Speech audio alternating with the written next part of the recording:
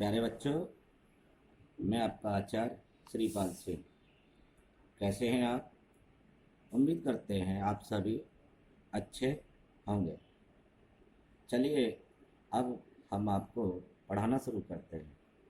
आप अपनी पुस्तक बसंत का प्रश्न नंबर 31 निकाल लीजिए। इस पाठ का नाम है भगवान के डाकिये। तो चलिए शुरू करते हैं।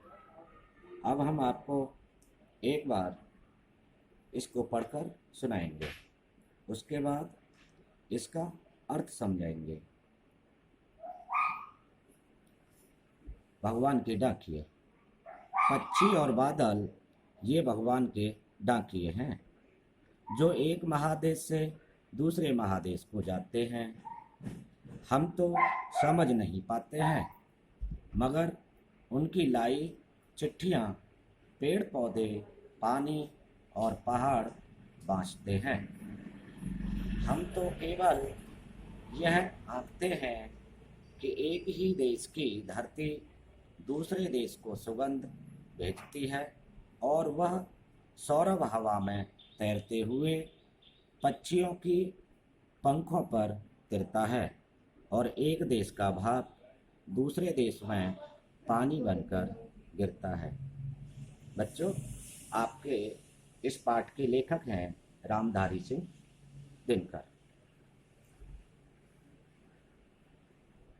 आशा करते हैं आपने ध्यान से कविता को सुना होगा। अब हम आपको इसका अर्थ समझाते हैं। रामधारी सिंह दिनकर कहते हैं कि पक्षी और बादल ये दोनों ही भगवान के संदेशवाहक हैं जो एक देश से दूसरे देश को आते जाते रहते हैं और हम इनके संदेशों को समझ नहीं पाते हैं, मगर उनकी लाई चिट्ठियाँ पेड़ पौधे और पहाड़ आसानी से पढ़ लेते हैं, उनकी भाषा को समझ जाते हैं।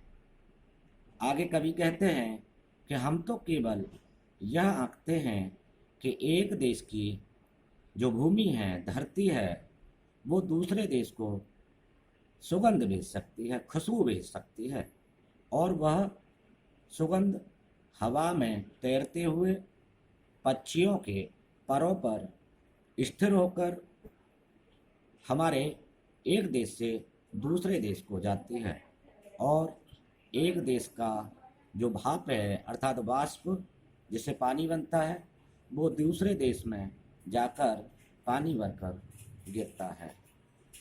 बच्चों, अगर आपको कुछ भी समझ नहीं आया हो तो आप एक बार वीडियो को फिर से देख लेंगे ताकि आपको सब अच्छे से समझ में आए और इसका गृह कार्य हम आपको कल कराएंगे। तब तक के लिए आपसे विदा लेता हूँ। आप प्यारे बच्चों सभी सुरक्षित रहिएगा। धन्यवाद।